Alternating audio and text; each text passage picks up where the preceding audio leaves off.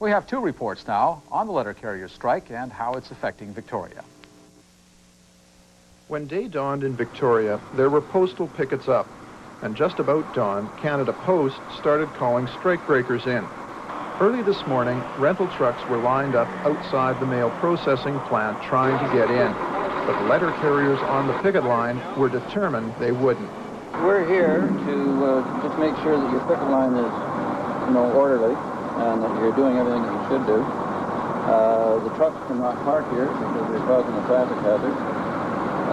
We haven't instructed them on what to do other than they're going to have to move their trucks. So I would ask you to inform your picket line to keep moving in an orderly fashion. Finally, and very slowly, the strikebreakers are able to inch their way through the line in their trucks. But the picketers are able to score a moral victory when this semi is stopped at the gates, blocking traffic on Glanford for more than 20 minutes.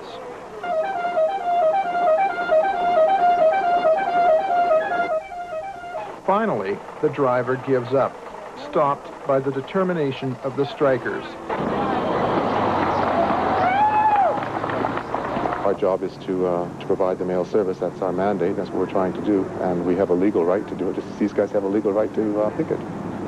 And so you'll do it. Yeah. Keep it moving.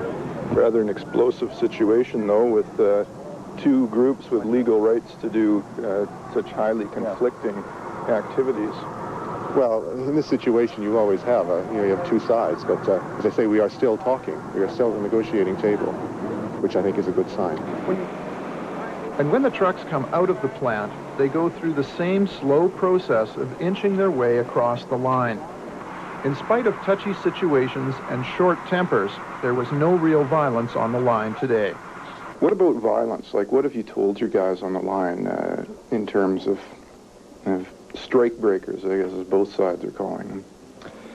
Yes, there's no violence. We don't advocate any violence at all. We're trying to keep our members as calm as possible under the circumstances. At postal stations around Victoria, the same situation was played out on a smaller scale. So far, no one has come out to deliver mail. There are people in there, and apparently they're making an attempt at sorting, but nobody has actually left the station to deliver door-to-door delivery. Apparently, what I've understood from one of the clerical staff that has come out of there, that it's a mess. It's a total mess inside, and they're trying to cover up as much as they can, and saying that they are getting mail out, but I guess they're considering that quantity instead of quality is more important. Some trucks succeeded in breaking through pickets at outlying postal stations. Some were turned back, and the mood on the lines today was optimistic. Everybody's volunteering right now to do extra time. There's only 4 people that are supposed to be on at the moment. The rest of the people are extras. They're used to walking. Yeah, they're put in 10 miles, so why not do it here, eh? And maybe keep their job. And at least one man, also a union member, came out to picket in support of the letter carriers, saying he couldn't expect their support if he didn't support them. I'm not super union or anything like that. I'm just pro-worker, that's all. And we're all getting the shaft as far as I'm concerned. Canada Post says it will take them about a day to get their strikebreakers organized, and then they'll be ready to deliver the mail. They plan to concentrate on things like hospitals, businesses, and apartment buildings. At least the downtown postal station was trying to get a bus in late this afternoon to bus out strikebreakers hired to deliver the mails on foot. How long is this going to last here, or is that still up in the air? It will last as long as the national office asks us. While the war is being fought on a national scale between Canada Post and the letter carriers, the conflict really comes down to many small local battles. This was the scene at Postal Station B at the Oak Bay Junction this afternoon. The post office wants to get that unmarked truck into the postal station to deliver some mail.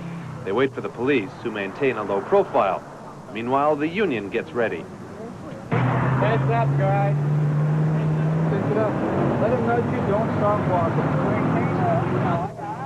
The truck drives by the station to check out the scene. Then the driver gets instructions from a postal supervisor. Go around the block. Just looking for someone who could do. Yeah, we'll say you come around again and okay, bring it back. The driver then takes his first run at getting the mail through. security guards are on hand, but they don't get directly involved. Instead, a phalanx of post office personnel tries to usher the truck through. The picketers must keep moving, but they try other techniques to stall the truck's progress. Can I get that quarter, please? Can you get That's my money down there. Can I get that quarter down there? Just a minute, excuse me. Don't go, I'm getting that quarter. Don't go, guy. The truck is making little headway, so the driver and supervisor have a conference.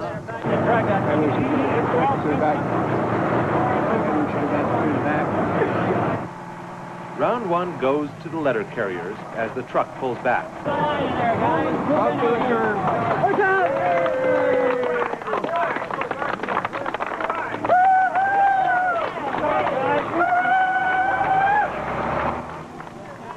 Management reconnoiters. It's not long before the truck is back, though, trying the entrance off Oak Bay Avenue. Again, the security stays in the background, and again the driver and supervisor decide how to best approach the picket line. But it's the choice of entrance that fouls the post office up this time. The truck is entering a one-way exit. Let this traffic out of here. Back it out! On the cops, Wally. On the cops.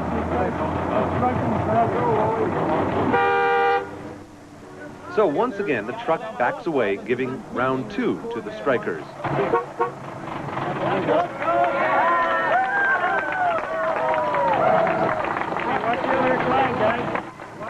A third attempt is made, again from the 4th Street entrance. This time the truck manages to inch its way slowly forward. The whole time the post office is taking pictures of the incidents. Finally, unable to stop the truck any longer, the union gives way to cooperation. We'll let them through. You all did a nice job. You all did real good. Nice work, guys. Very nice job. So the mail does go through, yet it took just over an hour to deliver this small amount of mail to the postal station. And that's just step one. The letter carriers promise to really swing into action if the post office tries to actually deliver the mail to its customers. And now to the South Moresbys. Prime Minister Mulroney told the House of Commons today that he thinks he can convince... 3 more cities found themselves in the middle of the mail dispute, among them Cornwall, Ontario, and Edmonton, Alberta. We will have a series of reports. First, we go to Victoria, the first BC city to be hit by the postal strike. Pickets up around all of Victoria's postal stations, but the mail did move with several shoving incidents and much abuse hurled through the air. Letter carriers hired to fill in for striking employees were closeted inside postal stations all day long. But by late this afternoon, they were sent home empty-handed.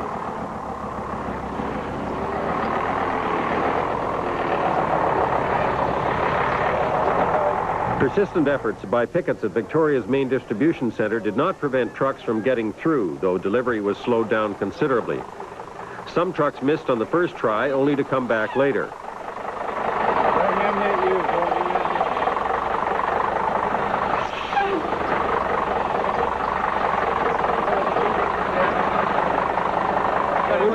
Blocking who? They're blocking our way. The legal picket line, we got the right to picket. There was plenty of evidence that the post office hired outside people to drive vehicles. Is there any alternative to this? No, really. I'm just hired to drive in the truck, eh? But the movement of mail may not have been fast enough to carry out house-to-house delivery today. At this letter carrier station, pickets waited until after 3 o'clock for outside workers who had been in the building for hours to come out. When they finally emerged from a back entrance, they were greeted this way. Take our job, William. Where are you? Come on. Yeah, be on film. Hide yourself. Go home and hide. This is Canada, not Russia. 15 years we've been working here trying to take our job away. You're a very, very silly boy. And you're not a very smart lady either. You have to live with your own conscience. Have a wonderful evening. The outside help dispersed in all directions with no mail to deliver. One group, tracked down in a parking lot a few miles away, said they didn't know what was to happen next. We're going to do it later on tonight. You know where? When? No. Okay, Doug, let's go. Are you going to find out? We'll be informed. That's all they told us. So you go home now? Yeah. And wait for a call. Yeah. In Edmonton, the post office wants a court injunction to limit numbers on the picket line. 500 of them turned up.